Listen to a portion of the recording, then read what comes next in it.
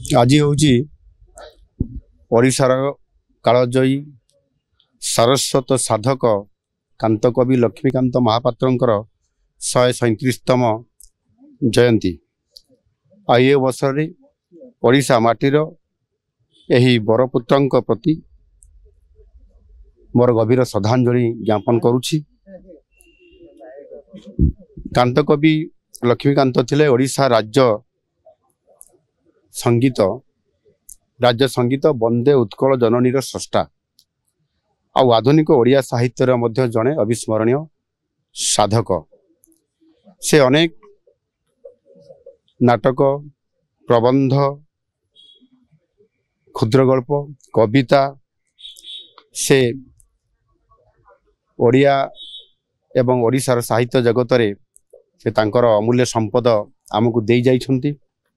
तांकर क्षुद्र गल्प प्रायतः ओडिशार समस्त जो माने छात्र अवस्था रे सरकारी विद्यालय मानक अध्ययन करुथिले जो क्षुद्र गल्प बुढ़ा संखारी एक कालजयी रचना थिला।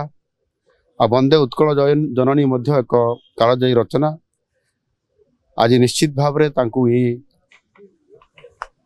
वंदे उत्कल जननी एक ओडिया सारस्वत जगतर उज्जवल पुरुष भावे आज तांको स्थानित करिछि।